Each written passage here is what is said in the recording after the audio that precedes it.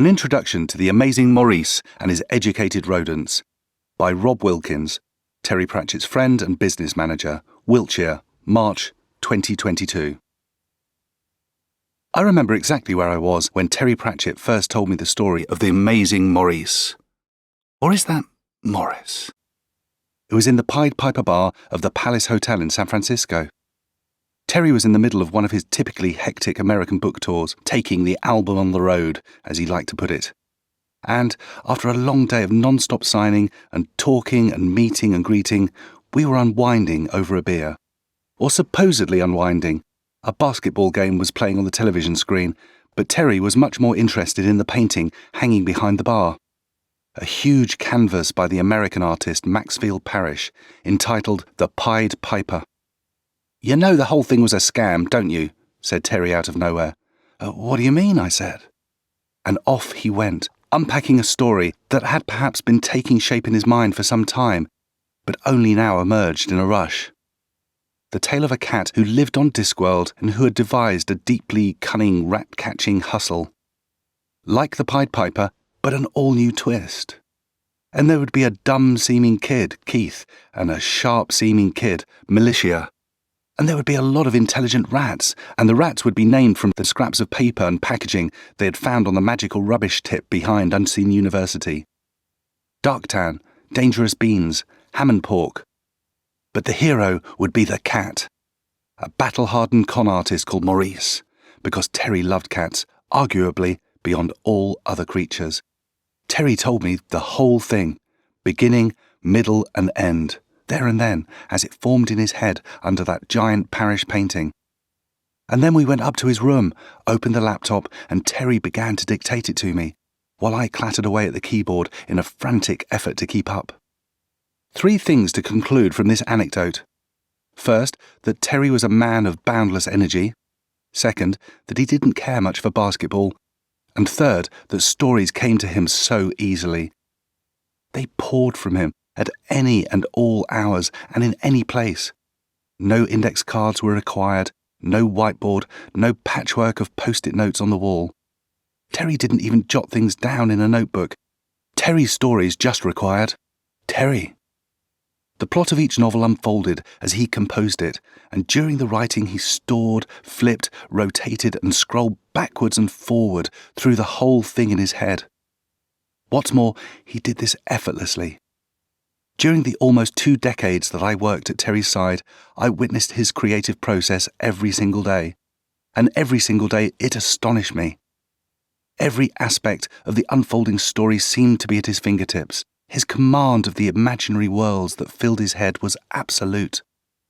18 months after that evening in San Francisco, the amazing Maurice and His Educated Rodents won the Carnegie Medal, the most prestigious prize in British children's literature. In London, I watched Terry humbly accept the medal, and then promptly peel back its gold plating and bite a lump out of it, to the consternation of all assembled. Awards and prizes didn't mean much, of course, and certainly not in the world of books. They were just bits of metal, or even bits of chocolate, yet this one really did mean something, at least to Terry. It was the first mainstream endorsement he had received, thereby ending, as The Guardian reported, 16 years of disdain by the literary establishment. Some people in influential places had decided that Terry couldn't be a serious writer because he wrote fantasy, as if fantasy wasn't ultimately the source of all fiction. Some other people had decided that Terry couldn't be a serious writer because he wrote so much and sold so much, an especially perverse position to take, but then snobbery often is perverse. And some other people had decided that Terry couldn't be a serious writer because he was funny, and funny was the opposite of serious.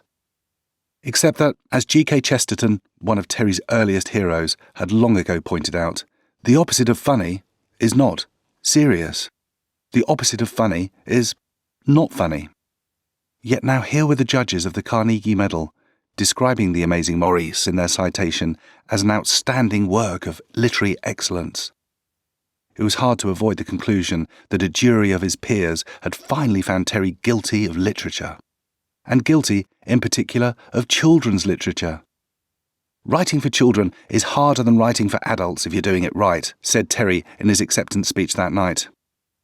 And although difficulty was always going to be relative in Terry's case, that was a sincere belief for him.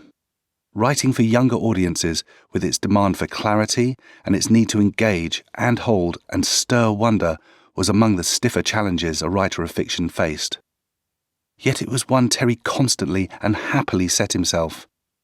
His first novel, begun at the age of 17, was a children's story, The Carpet People.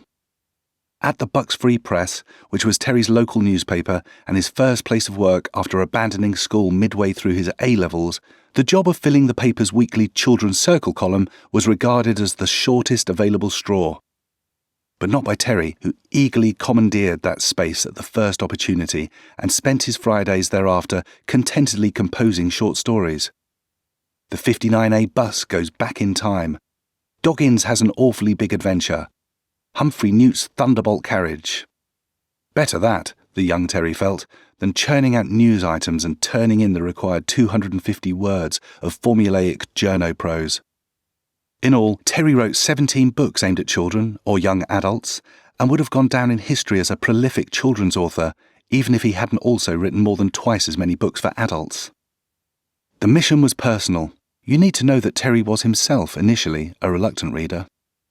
Anxious that her easily distracted son was falling behind at school, his mother, Eileen, eventually resorted to bribery, giving him, as Terry recalled, a penny for a page well read. The pennies could be exchanged for blackjacks and sherbet, so the deal worked well up to a point, converting Terry into, at least, a reading mercenary. But the real impetus came randomly, on one Sunday during a visit to a family friend, Donald Gibbons, in London. At some point, their host went to the bookshelf, took down Kenneth Graham's The Wind in the Willows, and handed it to Terry. For the rest of his life, Terry would remember the drive home to Beaconsfield, how the orangey streetlights of Western Avenue passed across the pages under his utterly enthralled eyes, and how he took the book to bed and carried on reading it under the covers by torchlight. Meeting Mole and Ratty and Toad in those pages transformed Terry instantly into a reader. Having been mostly reluctant to read anything, he now, with the invaluable help of the Beaconsfield Public Library, began reading everything. And the further effect of all that reading was to transform him into a writer. Thoughts about formative children's stories featuring animals who wear clothes, can talk, and live in a world where neither of those things seems to surprise anyone crop up a lot in The Amazing Maurice. And it's not a coincidence. For all the fun that he had with the grown-up side of Discworld, there was always a large part of Terry that longed to be able to bring about, for others, the miracle of release that The Wind in the Willows had performed for him at the age of 10.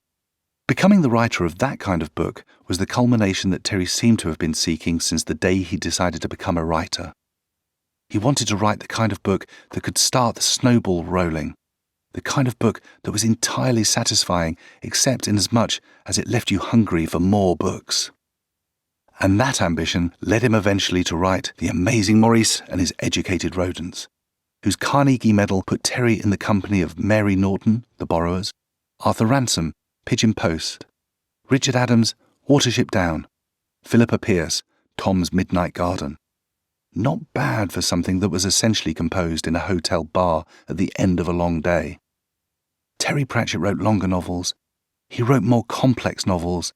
He wrote novels that sold in larger quantities, yet in a life of writing that was not short of success. The success of The Amazing Maurice was, for Terry, without question, the sweetest.